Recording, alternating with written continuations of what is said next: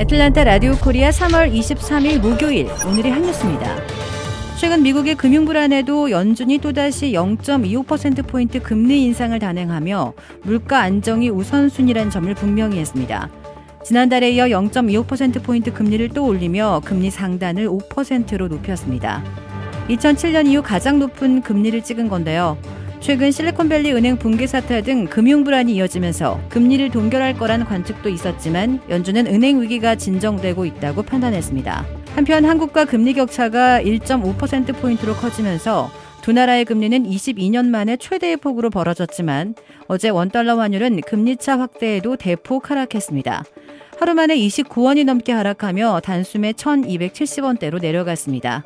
한국은행 역시 연준이 연내 기준금리 인하 가능성을 거듭 차단한 것에 주목하며 시장 상황을 예의주시하기로 했습니다. 백악관이 오는 5월 공중보건 비상사태가 끝나면 코로나19 대응팀을 해체할 방침입니다.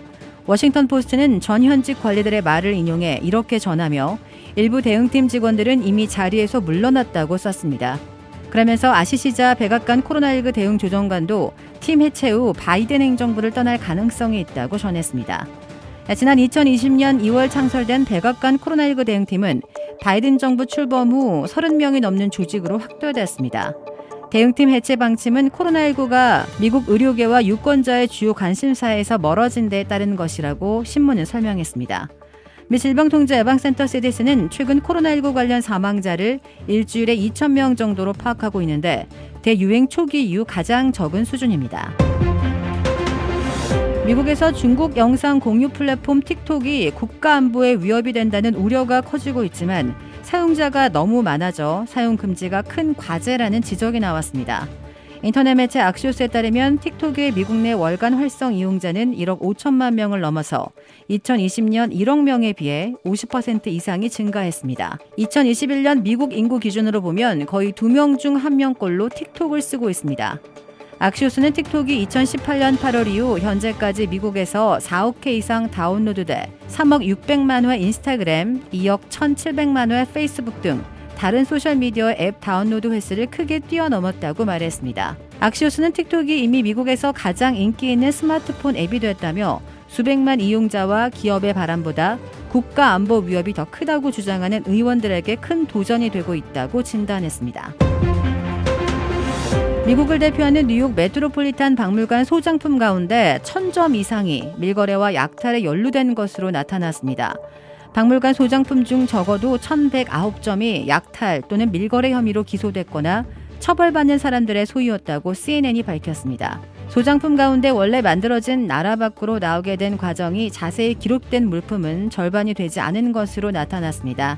특히 약탈이 심했던 네팔과 카슈미르 관련 유물 250여 점 가운데 반출 과정이 기록된 것은 3점뿐이었습니다. 이런 내용을 담은 보고서가 나온 뒤 박물관 측은 고강도 조사에 들어갔다고 CNN이 전했습니다.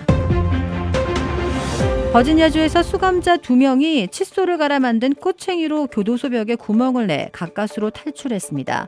하지만 이들은 멀리 가지 못하고 근처 24시간 팬케이크 식당에 들어갔다가 탈주 9시간 만에 붙잡혔습니다. MBC 뉴스 등 지역 뉴스에 따르면 교도소 간수들은 지난 20일 오후 7시 15분께 인원 점검을 하던 중 존 가자와 알리네모가 사라진 사실을 확인했습니다.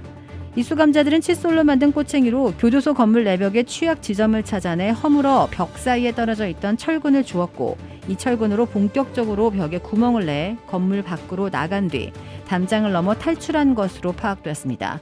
이 탈옥범들은 극적으로 교도소에서는 탈출했으나 멀리 가지는 못했습니다. 이들은 약 11km를 걸어서 이웃마을에 있는 24시간 팬케이크 체인점 아이합에 들어갔다가 이들을 수상하게 여긴 시민의 신고로 21일 오전 4시 20분께 경찰에 붙잡혔습니다. 교정당국은 이번 사건을 계기로 교도소 건물 점검에 들어갔다고 밝혔습니다. 탈옥범 가자는 법정 모독과 보호관찰 위반 등의 혐의로 작년 12월부터 형기를 살고 있었고 네모는 신용카드 위조 및 절도 등의 혐의로 작년 10월부터 수감 중이었습니다. 가상화폐 루나 테라 폭락 사태를 일으킨 건도용 테라폼네스 대표로 추정되는 인물이 몬테네그로에서 검거된 것으로 확인됐습니다. 한국경찰청은 한국 시각 23일 오후 6시쯤 인터폴 적색 수배된 건 대표로 추정되는 인물이 몬테네그로 공항에 붙잡혔다는 통보를 받았다고 밝혔습니다. 몬테네그로 경찰은 인터폴에 적색 수배된 권 대표와 붙잡힌 인물의 이름과 생년월일, 국적이 일치하는 것으로 파악하고 검거한 뒤 한국 경찰에 알렸습니다.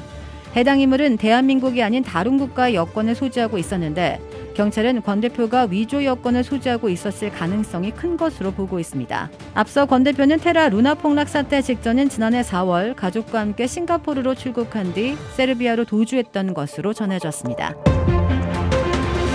주택 구매뿐만 아니라 커머셜, 웨어하우스, 비즈니스 건물까지 부동산계의 큰손 이주환 부동산. 크레딧 카드 빚 최대 80%까지 탕감.